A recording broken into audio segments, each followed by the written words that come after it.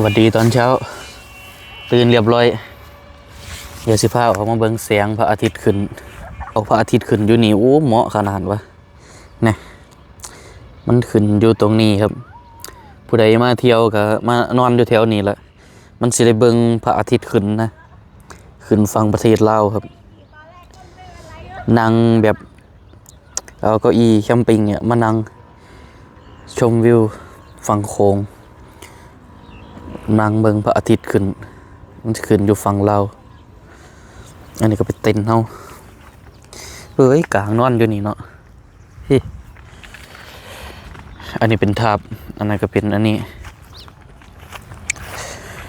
เดี๋ยวอีกจักหน่อยสิเสกร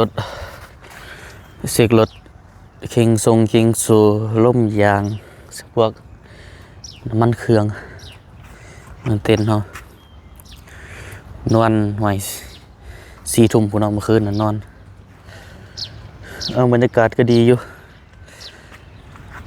เมื่อคืนก็อากาศเย็นนะอันนั้น2ฝั่งโขงโว้ฟังบุญหมอกจักหมอกจักอีหยังเสียงแดดนะ